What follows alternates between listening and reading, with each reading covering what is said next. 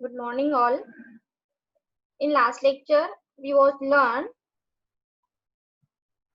principle of management, and now we will continue same question. So next point, stability of tenure. Employees should not be moved frequently from one job position to another job. म्हणजे Henry fuel काय सांगतायत तर तुम्ही employees ना काय करू नका, एका प्लेस वरून दुसऱ्या प्लेस वरती मूव करू नका. That means stability of tenure.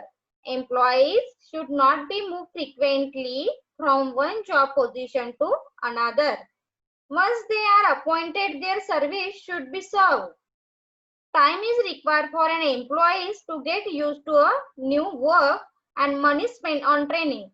That means here Fuel suggests prefer stability in a job. म्हणजे एम्प्लॉईच्या जॉब मध्ये तुम्ही काय करा तर स्टॅबिलिटी आणा. Here also provide the training to the employees. एम्प्लॉईजला जर नॉलेज कमी असेल तर तुम्ही काय करा, अशा वेळी एम्प्लॉईजला ट्रेनिंग प्रोव्हाइड हे केलं पाहिजे. Stability of job create team spirit. आणि जर तुम्ही हे प्रिन्सिपल यूज केलं तर काय होणार आहे, it's create a team spirit and sense of the belongingness among worker. आणि एक छान बिलॉंगिंगनेस किंवा एक ट्रस्ट वर्दीनेस ऍटमॉस्फिअर हे क्रिएट होऊ शकेल. Ultimately increase the quality as well as quantity. आणि याचाच रिझल्ट काय होणार आहे तर तुम्हाला इथे बघायला मिळेल, क्वालिटी इन्क्रीज होईल as well as quantity increase होणार आहे. That means stability of tenure. Next point, scalar chain. The chain of superior ranging from the ultimate authority to the lowest. Chain of scalar chain म्हणजे काय तर जी chain आहे like top level, middle level आणि lower level, ही chain कशी असली पाहिजे तर सिस्टमॅटिक असली पाहिजे फ्रॉम टॉप टू बॉटम. टॉपने जी ऑर्डर दिलेली आहे ही मिडल लेवलने एक्सेप्ट केली पाहिजे. मिडल लेवलच्या ज्या काही ऑर्डर असतील त्या लोअर लेवलने एक्सेप्ट करणं महत्वाचं आहे. This is called scalar chain. Every order, instruction etcetera has to pass through scalar chain. आणि ज्या काही ऑर्डर आहेत किंवा इन्स्ट्रक्शन आहेत त्या काय झाल्या पाहिजेत तर हा स्कॅलर चेन मधूनच पास होणं इम्पॉर्टंट असणार आहे. For the sake of convenience और urgency this path can be cut. This shortcut means गँग प्लॅन. पण बऱ्याच वेळी काय होतं ऑर्गनायझेशन मध्ये top to bottom, top to middle, middle to bottom येणं पॉसिबल जर नसेल किंवा काही अर्जंट मेसेज जर एखाद्या पर्सनला द्यायचं असेल तर तुम्ही काय करा, स्कॅलर चेन ही ब्रेक करा. दिस इज कॉल्ड द गँग प्लॅन. त्याला काय म्हटलेलं आहे तर गँग प्लॅन कसं म्हटलेलं आहे. इन सिंपल थिंग, गँग plan means it is the temporary arrangement between two different department. म्हणजे तुम्ही काय करा, एक टेम्पररी अरेंजमेंट इथे प्रिपेअर करा and you can pass easily message from one department to another department. आणि जो काही तुमचा मेसेज आहे हा हायरार्चीने न येता, टॉप टू बॉटम न येता तुम्ही हा गँग प्लॅनच्या हेल्पने पास करा. Temporary arrangement between two different point two facilitate quick and easy communication. त्यामुळे काय होणार आहे, जो काही तुमचा मेसेज आहे हा इथे क्विक त्या पर्सनला मिळू शकतो. This is known as the scalar chain. Next point, subordination of individual interest to general interest. That means an organization is much bigger than the individual. म्हणजे आपण प्रत्येक वेळी इंडिव्हिज्युअलला इम्पॉर्टन्स दिलं पाहिजे का, नाहीये. तर ऑर्गनायझेशनचे काही गोल्स आहेत, ऑब्जेक्टिव्ह आहेत, हे अचीव होणं महत्वाचं आहे. as far as possible, reconciliation should be achieved between individual and group interest. त्याचबरोबर तुम्ही काय करा, ग्रुप इंटरेस्टला इम्पॉर्टन्स द्या and then achieve easily goals and objective. Case of conflict, individual must sacrifice for bigger interest. म्हणजे जर काही conflict झाले तर तुम्ही स्वतःचा न विचार करता बिगर इंटरेस्ट जो काही आहे म्हणजे ऑर्गनायझेशनचे सक्सेस कशात आहे, ऑर्गनायझेशन साठी काय फेवरेबल आहे, ह्या गोष्टीवरती जर तुम्ही कॉन्सन्ट्रेट केलं, that means we can easily achieve goals and objective. In order to achieve this attitude, employees should be honest and sincere. Okay, यासाठी काय असलं पाहिजे, एम्प्लॉईज हे हॉनेस्ट आणि सिन्सिअर असले पाहिजे. Proper and regular supervision on work. जर supervision हे रेग्युलर असेल, प्रॉपर वर्क असेल तर कॉन्फ्लिक्ट नाही होणार, आणि कॉन्फ्लिक्ट नाही झालं तर इझिली आपण काय करू शकतो, गोल्स अँड ऑब्जेक्टिव्ह हे अचीव करू शकतो. And reconciliation of mutual difference, आणि त्यामुळेच काय होणार आहे तर एक म्युच्युअल अंडरस्टँडिंग इथे इझिली क्रिएट होऊ शकतं. सिंपल थिंग लक्षात ठेवायचं आहे, subordination of individual interest to general interest. म्हणजे तुम्ही काय करा, जनरल इंटरेस्टला जास्त इम्पॉर्टन्स द्या, ऑर्गनायझेशनच्या गोल्सला जास्त इम्पॉर्टन्स द्या, आणि जे काही सेल्फ काही आपले इश्यूज असतात ते थोडेसे तुम्ही काय करा तर इग्नोर करा. Is it clear?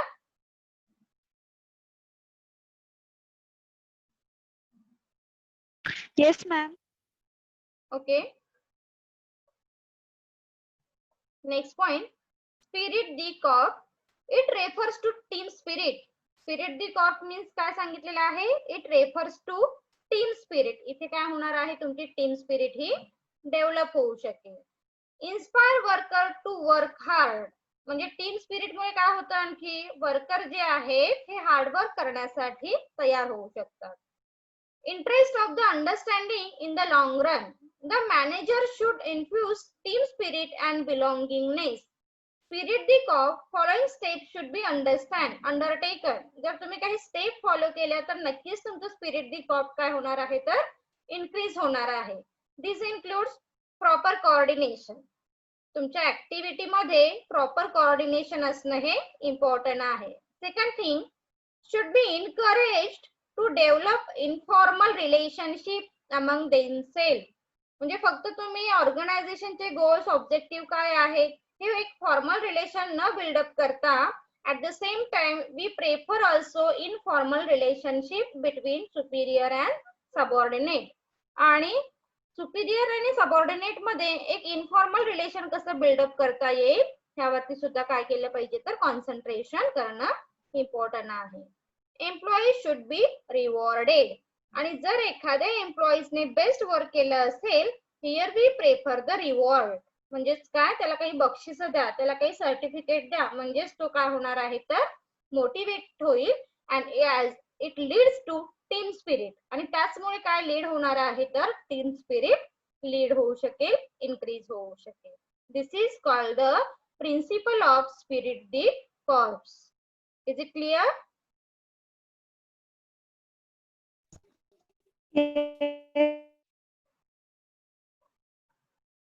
Okay.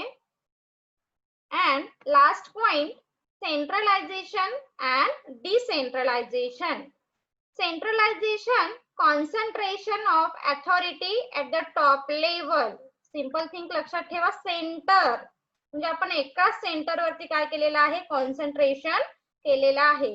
So सेंट्रलायझेशन principal काय सांगते आपल्याला, centralization means concentration of authority at the top level. Top level कडेच काय असणार आहे, सगळे राईट्स हे टॉप लेवल कडे असतील. And decentralisation means disposal of decision making authority at all level of the organisation. Decentralise करतात. काय केलं जातं डिसेंट्रलायझेशन मध्ये, मग काही अथॉरिटी असेल, रिस्पॉन्सिबिलिटी असेल, ती टॉप लेवल, मिडल लेवल आणि लोअर लेवल ह्या तिन्हीकडे इक्वली असणार आहे. That is means decentralisation. Increase the role of subordinate is decentralization and decrease the role of subordinate is centralization. ह्या सेंटेन्स मीनिंग लक्षात येते का बघा. Increase the role of subordinate. सबऑर्डिनेटचा रोल कशामध्ये इन्क्रीज होणार आहे तर डिसेंट्रलायझेशन मध्ये. काय इन्क्रीज होईल त्यामध्ये, because here decision making authority at all level of management. प्रत्येकाला तुम्ही काय केली आहे, अथॉरिटी ही प्रोव्हाइड केलेली आहे. That's why here said increase the role of subordinate. आणि त्यामुळे तिथे सबऑर्डिनेटचा रोल हा इन्क्रीज होणार आहे. And decrease the role of subordinate. सबऑर्डिनेटचा रोल हा डिक्रीज कधी होईल तर डिसेंट्रलायझेशन मध्ये. डिसेंट्रलायझेशन मध्ये सबऑर्डिनेटचा रोल हा डिक्रीज का होईल, because top level management take all decision. Okay, इथे टॉप लेवल मॅनेजमेंट काय आहे, सगळ्या गोष्टी डिसाइड करतायत. That's why here decrease the role of subordinate. It is the not feasible organization should stick to the achieve a lot between them two. म्हणजे depends on organization. Organization कशी आहे यावरती हे प्रिन्सिपल मॅटर करतं. Decentralization use करायचं आहे की सेंट्रलायझेशन use करायचं आहे. कधी स्मॉल ऑर्गनायझेशन असेल तर त्यामध्ये कोणती प्रिन्सिपल यूज केलं जाईल सांगा बरं. कीर्ती, आर यू हिअरिंग? हा मॅम. ओके, जर स्मॉल ऑर्गनायझेशन असेल तर ती कोणतं प्रिन्सिपल यूज करेल, सेंट्रलायझेशन यूज करेल की डिसेंट्रलायझेशन यूज करेल? Degree centralization. Very good. Centralization काय यूज करेल, कारण ती स्मॉल ऑर्गनायझेशन आहे. Small organization take all decision, म्हणजे टॉप लेवल मॅनेजमेंट डिसाइड करू शकतात. Okay, then Amar, are you hearing?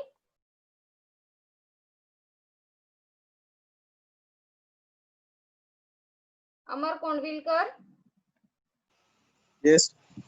Okay, decentralization कोणते ऑर्गनायझेशन यूज करतील, बिगर ऑर्गनायझेशन और smaller organisation?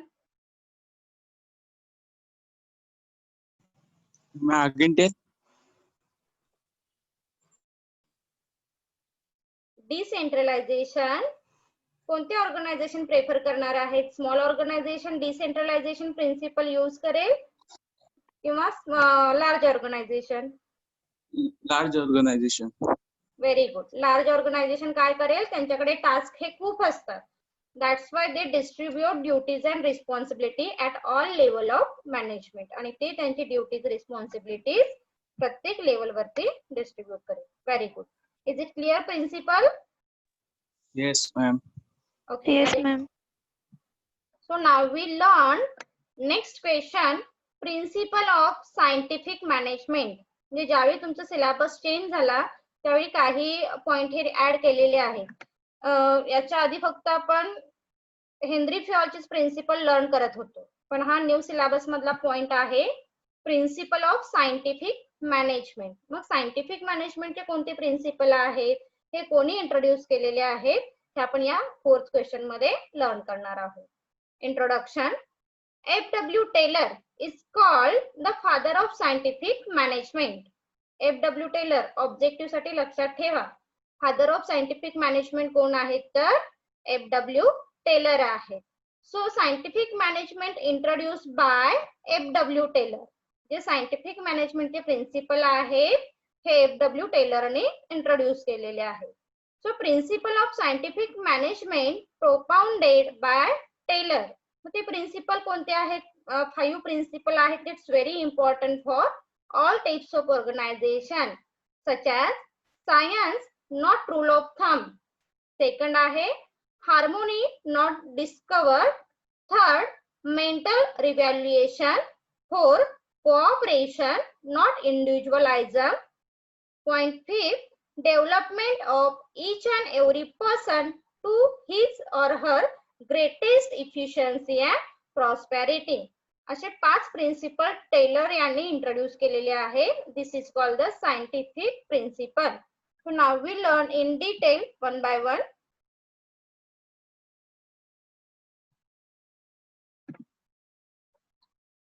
Point first, science not rule of thumb. That means rule of thumb means decision taken by manager as per their personal judgment. म्हणजे decision तुम्ही कशावरती घेतले पाहिजे तर personal judgement वरती घेणं महत्वाचं आहे. Rule of not rule of thumb म्हणजे पर्सनल जजमेंट वरती न घेता तुम्ही काय करा, सायंटिफिक प्रोसेस आहे ही यूज करा. According to Taylor decision should be based on scientific inquiry with causes and effect relationship. म्हणजे इथे टेलर काय सांगतायत, science not rule of thumb. म्हणजे तुम्ही रूल ऑफ थंबला इम्पॉर्टंट नका देऊ, सायन्सला इम्पॉर्टंट द्या. म्हणून रूल ऑफ थंब म्हणजे काय हे आधी पहिल्या सेंटेन्स मध्ये क्लिअर केलेलं आहे. Rule of thumb means decision taken by manager as per their personal judgement. बऱ्याच वेळी मॅनेजर काय करतात की पास्ट एक्सपिरियन्स एखादा काय आहे किंवा अरे ओके हे मला असं वाटतं, हे माझं पर्सनल जजमेंट आहे, त्या जजमेंट वरून डिसिजन हे घेतले जातात.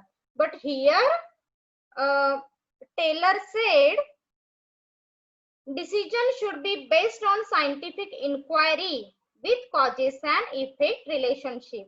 तर टेलर काय म्हणतायत, तुम्ही काय करा, सायंटिफिक इन्क्वायरी करा आणि जे 2 व्हेरिएबल आहेत, 2 फॅक्टर आहेत, त्यांचं रिलेशन काय आहे, ते एकमेकांवरती कसे इम्पॅक्ट करतात याचा स्टडी करा and then take a decision, आणि त्याच्यानंतरच तुम्ही डिसिजन हे घेऊ शकता. This principle is concerned with the selecting the best way of performing a job through the application of scientific analysis.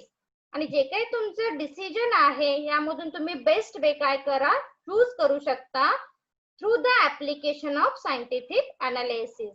काही सायंटिफिक अनालिसिस केल्यानंतर here we easily find out the relationship between 2 or more variable. Okay, 2 variables ज्यावेळी relation आपल्याला लक्षात येतं त्यावेळी आपण decision हे easily घेऊ शकतो. Is it clear first point? Yes. Tasmiya Madam, बटे, please repeat it. तस्मिया बटे, are you Yes, ma'am. Hearing? Okay, explain करू शकशील? रिपीट एकदा कर. Science not a rule of thumb म्हणजे टेलर काय सांगताय तिथे? सायन्स पर्सनल जजमेंट आहे. Repeat again. अकॉर्डिंग टू टेलरच्या according decision should be based on scientific inquiry. Very good. म्हणजे इथे तुम्ही रूल ऑफ थंबला इम्पॉर्टंट न देता सायन्सला इम्पॉर्टंट द्या. सायन्स म्हणजेच काय, तर here we find out the causes and effect of relationship between 2 or more variable. Is it clear first point? Yes. Okay. Point number 2. Yes. Principle number 2. Harmony, not discord. Taylor emphasized that there should be complete harmony between the worker and the management. म्हणजे इथे teller काय सांगताय, तर तुम्ही फक्त Varkala important नका देऊ. Here we build up a good relationship between employers and employees. Employers आणि एम्प्लॉईज मध्ये एक गुड रिलेशनशिप मेंटेन होणं महत्वाचं आहे. Since if there is any conflict between the two, it will not be beneficial either for the workers or the management. मग जर काही conflict create झाले, Ma'am, what? we can't hear your voice. Okay, Taylor emphasized that there should be complete harmony between the workers and management. म्हणजे relation कसं असलं पाहिजे, harmony relation असणं important आहे. Since if there is any conflict between the two, it will not be beneficial either for workers or the management. मग जर organisation मध्ये काही कॉन्फ्लिक्ट झाले तर कोणाच्या एका बाजूने तुम्ही फेवरेबल डिसिजन देऊ नका. तर कॉन्फ्लिक्ट मध्ये जे काही तुम्ही कॉन्फ्लिक्ट सॉल्व्ह कराल, ग्रेव्हन्स सॉल्व्ह कराल, तो दोघांच्या बाजूने फेवरेबल असणं इम्पॉर्टंट आहे. Both the management and the worker should realize the importance of each other. म्हणजे कोणी असं म्हणू नये की मी मॅनेजर आहे म्हणून मी फक्त इम्पॉर्टंट आहे, तू लोअर लेवलला आहेस म्हणून तू कमी इम्पॉर्टंट आहेस, असं न करता टेलर काय सांगताय तिथे, here we build up a good relationship between the employers and employees. आणि तुमचं एक गुड रिलेशनशिप बिटवीन होणं इम्पॉर्टंट आहे. Is it clear second point? Yes. Okay. Point number 3, mental revolution. The technique of mental revolution involves a change in the attitude of workers and management towards each other. Mental revolution मध्ये काय सांगितलं जातं, तर attitude जो आहे एकमेकांबद्दल हा कसा असला पाहिजे, तर पॉझिटिव्ह असणं इम्पॉर्टंट आहे.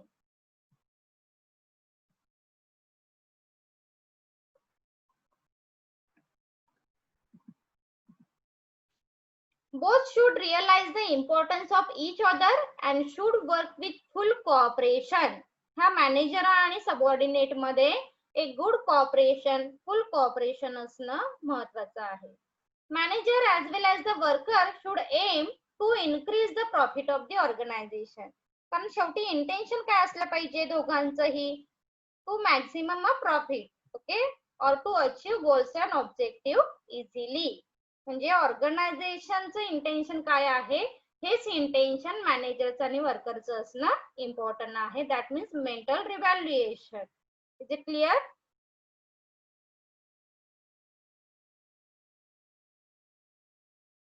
Is it clear? Yes, ma'am. Okay. Point number 4, principle 4, cooperations, not individualism. This principle is an extension of principle of harmony, not discord. म्हणजे त्याच प्रिन्सिपल त्यांनी काय केलेलं आहे तर पुढे एक्सटेंड केलेलं आहे. And lead strict Yes, on ma'am. Mutual cooperation between worker and management. म्हणजे वर्कर आणि मॅनेजमेंट मध्ये गुड कॉपरेशन असणं महत्वाचं आहे. Cooperation, mutual confidence, sense of goodwill should be prevailing among both manager as well as worker. जर corporation असेल तर definitely काय होणार आहे, एक म्युच्युअल अंडरस्टँडिंग हे क्रिएट होऊ शकतं. The intention is to replace internal competition with cooperation. म्हणजे जर तुम्ही हे प्रिन्सिपल यूज केलात तर डेफिनेटली काय होणार आहे, तुमचे इंटरनल कॉम्पिटिशन पेक्षा इंटरनल कॉपरेशन इन्क्रीज होऊ शकेल. कॉम्पिटिशन तुम्ही न करता काय करा तर कॉपरेशनला इम्पॉर्टन्स द्या. And last principle, development of each and every person to his और her greatest efficiency and prosperity. Efficiency of any organization also depends on the skill and capability of its employees to a great extent.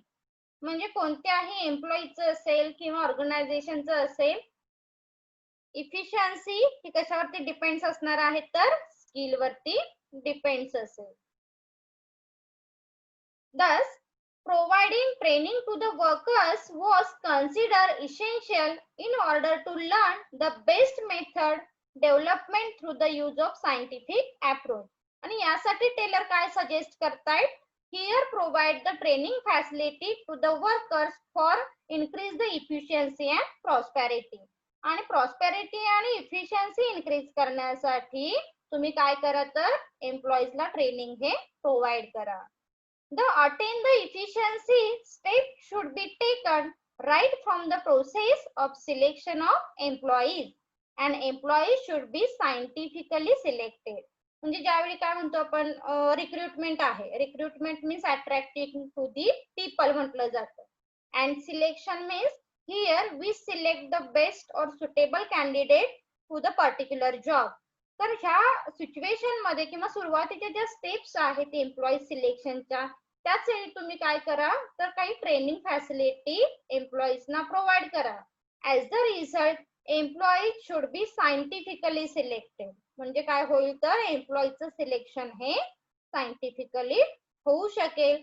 And as the result greater efficiency and prosperity. आणि त्याचाच result आपल्याला prosperity वरती आणि efficiency वरती बघायला मिळेल.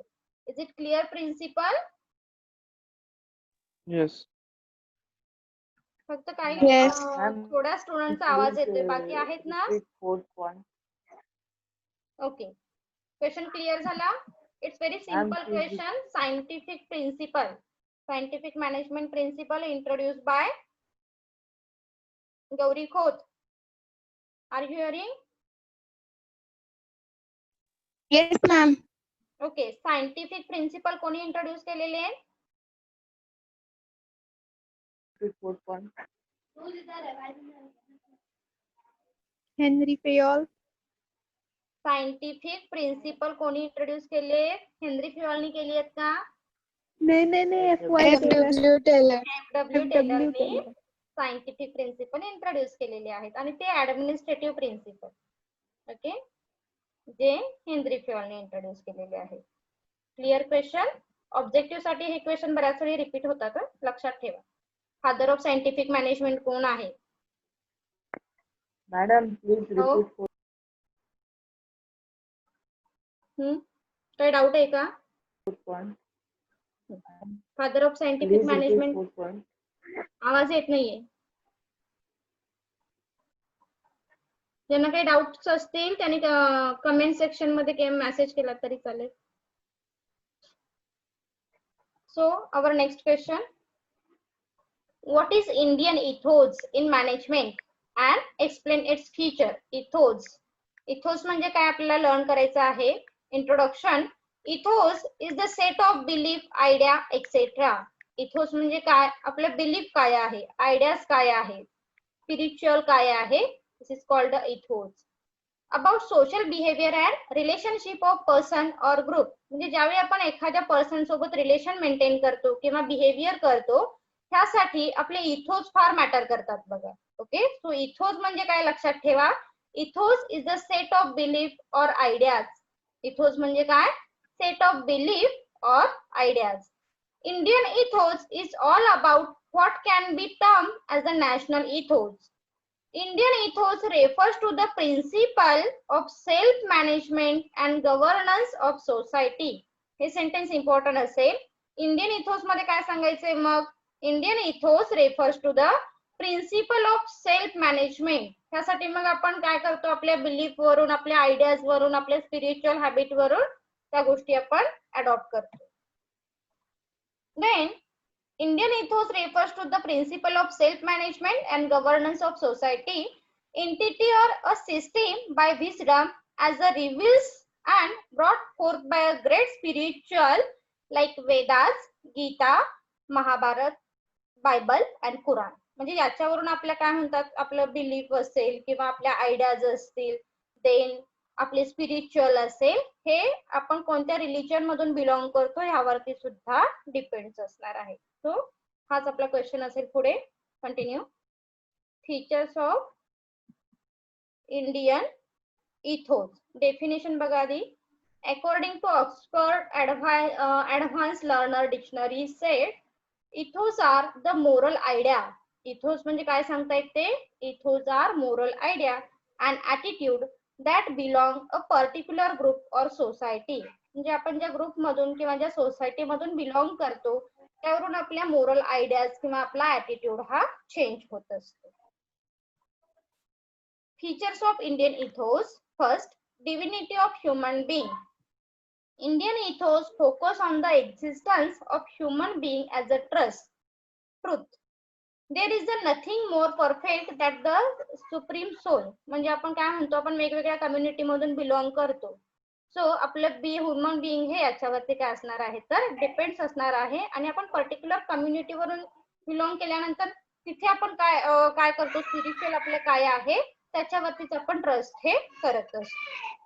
For example जर सांगितलं होतं मागच्या स्लाइड मध्ये, तर गीता आहे किंवा कुराण आहे किंवा बायबल आहे, हे आपले काय आहेत तर स्पिरिच्युअल ट्रस्ट असणार आहे. सेकंड पॉइंट, बॅलन्स और equilibrium. Balance or equilibrium is a stable state of a Indian thought.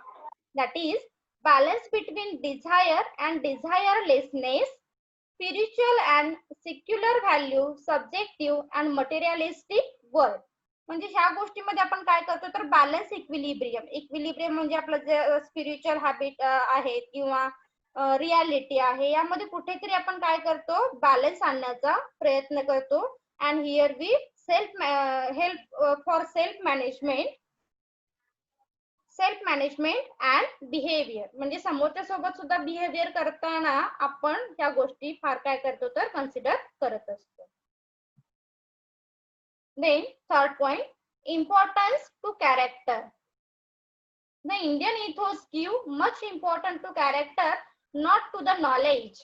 म्हणजे बऱ्याच वेळी नॉलेज पेक्षा कॅरेक्टर काय करणार आहे तर इम्पॉर्टंट असेल.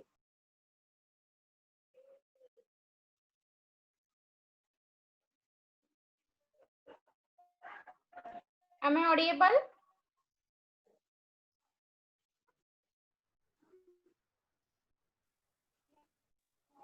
Yes, ma'am.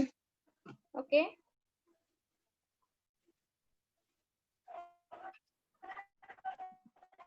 So continue. our belief or our idea is depends on character, okay, not knowledge पेक्षा character काय करणार आहे तर important असणार आहे. Work in workship, Indian ethos work with the fact that all work in worthy and honorable. Work in workship is the guiding principle for all the efforts as advocated in the Indian ethos. काय सांगायचंय आता इथे work in worship, Indian ethos work with the fact कशावरती depends असणार आहे तर fact वरती, that all the work is worthy and honourable. Work in worship with the